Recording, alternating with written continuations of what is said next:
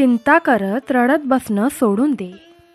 आता जे तुझी कदर करत नाहीत त्यांनाही तुझी किंमत कळेल आणि ते तुझे तळवे चाटत येतील.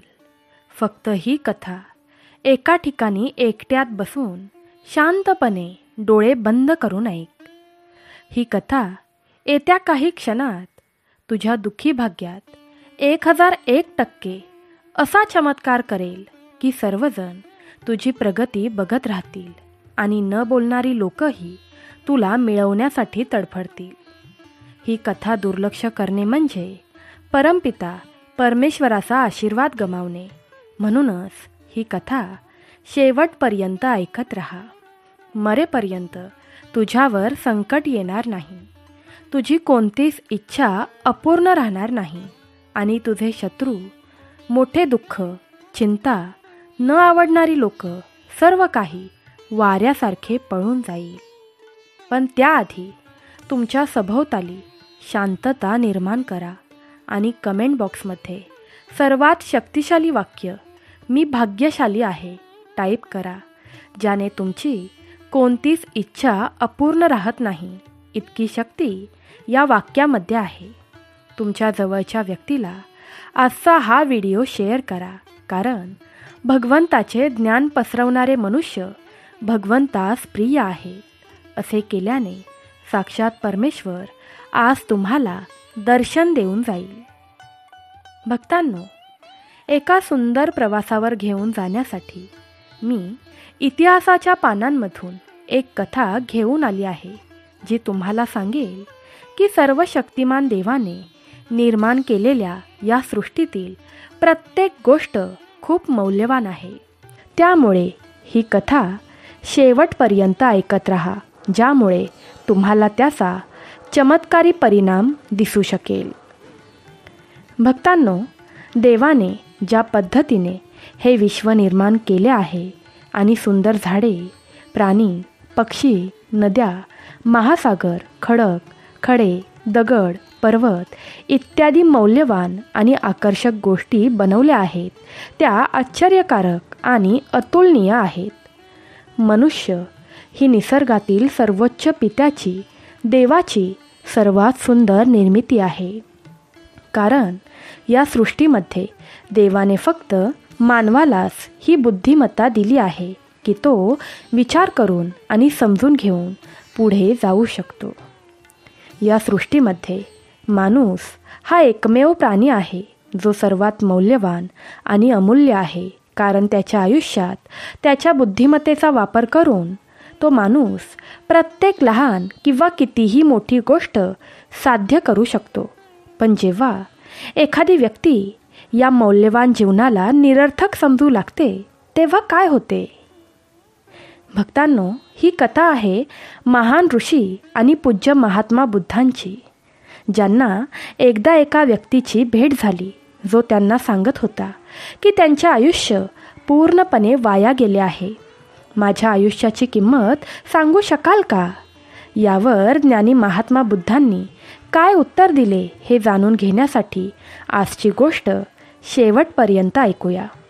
आता तुम्ही एका ठिकाणी शांत बसा. आता तुमच्या शरीराला थोडा आराम द्या. तुमचे शरीर पूर्णपणे मोकळे झालेले आहे. कोणताही ताण नाही, कोणताही राग नाही, जगाचे विचार नाहीत. या चालू क्षणाला काहीच तुमच्या मनात उरले नाही. तुमच्या मनात चालू असलेले सर्व विचार आणि चिंता बाजूला ठेवा. शांततेची भावना अनुभवा. सर्व नकारात्मक, सकारात्मक विचार हळूहळू काढून टाका. आता सगळीकडे सर्वत्र शांतता पसरली आहे. तुमचे हात सरळ करा आणि ते तुमच्या कमरेच्या बाजूला ठेवा. तुमच्या श्वासावर लक्ष केंद्रित करा. ते हळूहळू किंवा जलद करू नका.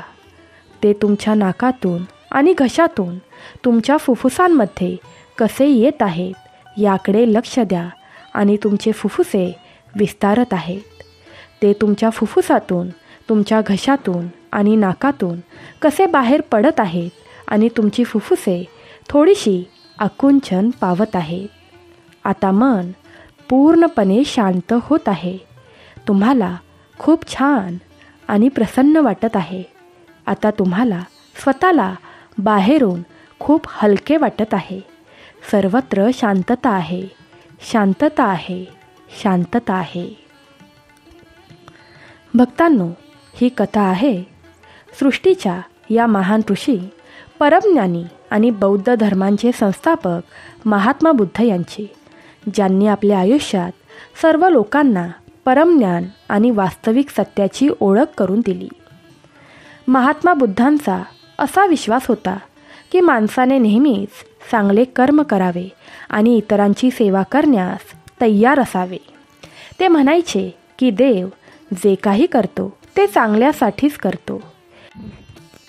इतिहासाची पाने उलगडली तर आपल्याला आढळते की त्यांचा जन्म इसवी सन पूर्व 563 मध्ये लुंबिनी गावात क्षत्रिय शाक्य नावाचा राजा शुद्धोधन यांच्या घरी झाला.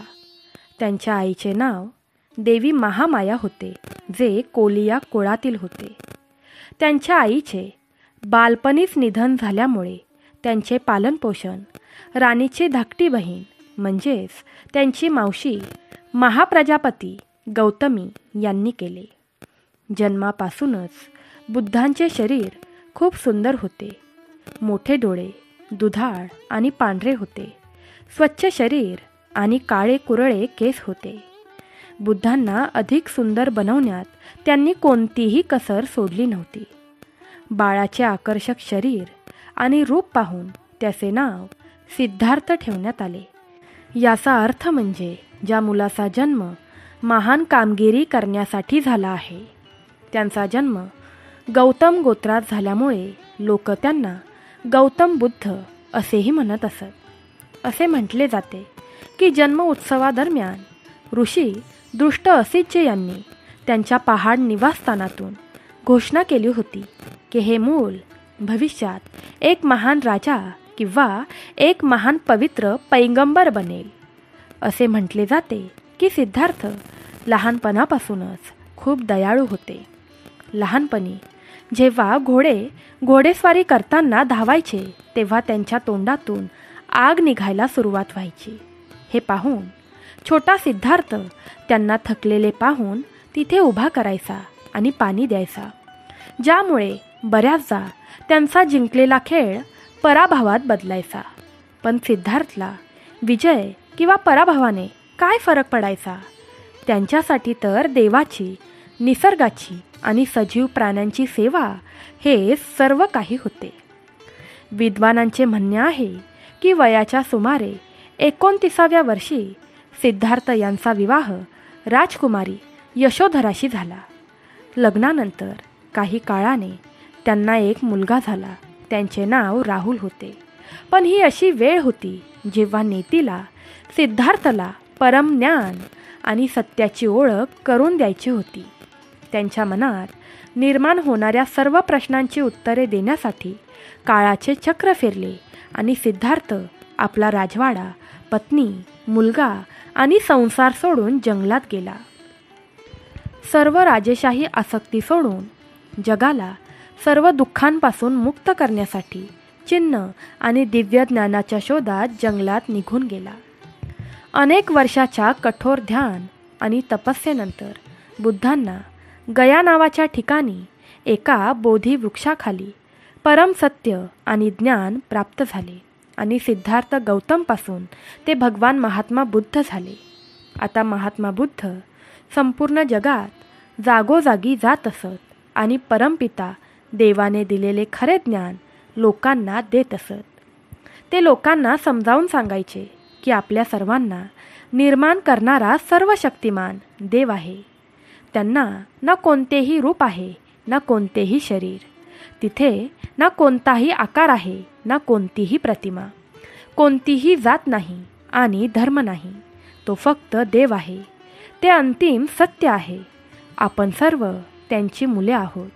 म्हणून समाजात कधीही जातीयता नावाचा कोणताही विभाग असू नये.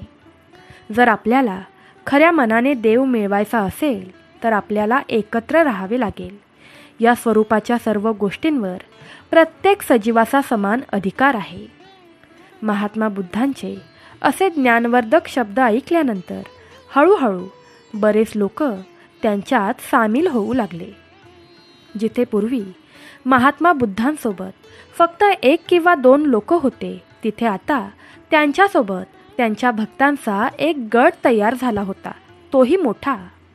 हळूहळू त्यांची महानता लोकांमध्ये इतकी वाढली की ते जिथे जिथे जात असत, लोक त्यांच्या दर्शनाने आशीर्वादित होत असत. ते पीडित आणि असहाय्य लोकांच्या कल्याणासाठी गावोगावी फिरले. त्यांना सर्व संकटांपासून आणि दुःखांपासून मुक्त केले आणि एकमेव देवाच्या नावाकडे जाण्यासाठी त्यांना छळले गेले. त्यांनी आधार दिला. महात्मा बुद्धांची कीर्ती आणि गौरव हळूहळू वाढत होता. लोक आता त्यांच्याद्वारे होणारे चमत्कारही पाहत होते. अनेक माता आपल्या मुलांना फक्त महात्मा बुद्धांचे दर्शन घेण्यासाठी आणू लागल्या. असे म्हटले जाते की जेव्हा जेव्हा महात्मा बुद्ध एखाद्या व्यक्तीला स्पर्श करत असत, तेव्हा ते काही क्षणातच त्यांचे आजार बरे करत असत. त्यामुळे लोक दूरवरून त्यांच्याकडे येऊ लागली. ते त्यांना त्यांच्या समस्या सांगायचे आणि बुद्ध भगवंताच्या नावाने त्यांच्या कल्याणासाठी प्रार्थना करायचे. एकदा एक माणूस अतिशय दुःखी आणि चिंतामय अवस्थेत महात्मा बुद्धांकडे आला. जेव्हा महात्मा बुद्धांनी त्या व्यक्तीची अवस्था पाहिली, तेव्हा त्यांना ते सहन झाले नाही आणि शेवटी त्यांनी त्या माणसाला त्याच्या दुःखाचे कारण विचारले. कारण विचारल्यानंतर त्या माणसाने बुद्धांना सांगितले की हे महात्मा, विश्वात प्रत्येकाच्या जीवनाचे काही ना काही मूल्य आहे. मग तो माणूस असो, प्राणी असो, पक्षी असो, नदी असो, महासागर असो किंवा पर्वत असो. प्रत्येकाच्या जीवनाचे काही ना काही मूल्य हे असतेच. पण माझ्या गोष्टींना तर काहीच किंमत नाही. इतक्या मोठ्या जगात मला हे जीवन का मिळाले? आता असं वाटतंय की माझं आयुष्य निरर्थक आहे. महात्मा, तुम्ही दिव्यज्ञानी आहात. कठोर तपश्चर्या करून तुम्ही परमज्ञान प्राप्त केले आहे. माझ्या आयुष्याचे महत्त्व तुम्ही सांगू शकाल का? माझ्या या जीवनाची किंमत काय आहे हे तुम्ही मला कृपया करून सांगू शकाल का? त्या माणसाकडून हे सर्व ऐकल्यानंतर महात्मा बुद्ध हसले आणि म्हणाले, अरे बाळा, मी तुझ्या सर्व प्रश्नांची उत्तरे देईन, पण त्यापूर्वी तुला माझे एक काम करावे लागेल. जर तुम्ही माझे काम करण्यासाठी तयार असाल तर मी तुमच्या सर्व प्रश्नांची उत्तरे नक्कीच द्यायला तयार आहे. मग तो मनुष्य बुद्धांची गोष्ट ऐकून हैराण झाला. त्याच्या मनात विचार आला की महात्मा देखील इतरांना कामं सांगू शकतात का? आणि तसेही मी त्यांच्या कामाला कसा काय उपयोगी पडू शकतो? हा विचार करून त्या मनुष्याने महात्मा बुद्धांना प्रश्न विचारला की मी तुमच्या कामी कसा काय येऊ शकतो? मी तर कोणत्याच कामाचा नाही.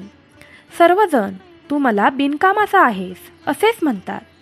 कदाचित तुम्ही दिलेले देखील कार्य माझ्या हातून होऊ शकणार नाही, कारण माझ्यामध्ये कोणतेच सामर्थ्य नाही. यावर गौतम बुद्ध म्हणाले, याची चिंता तू करू नकोस. तू फक्त माझे काम करण्यासाठी स्वतःला तयार कर. मग मनुष्याने विचार केला की महात्मा यांची गोष्ट देखील बरोबर आहे. काम करायच्या आधीच पुढे काय परिणाम होणार आहे याचा विचार मी आत्ताच करायला नको. मग मनुष्याने महात्मा गौतम बुद्धांना सांगितले की हे महात्मा, तुमचे काम मी अत्यंत निष्ठेने आणि प्रामाणिकपणाने करायला तयार आहे. याचा परिणाम काय होईल हे मला माहीत नाही. यावर महात्मा बुद्ध म्हणाले, हे तर कुणालाही ठाऊक नाही. आपले कार्य म्हणजे केवळ कर्म करणे आहे. यानंतर बुद्धांनी त्या मनुष्याला आपल्या झोळीतून एक दगड दिला आणि म्हणाले, जा, या दगडाला बाजारात घेऊन जा आणि बाजारात या दगडाची किंमत काय आहे ते विचारून मला सांगायला ये.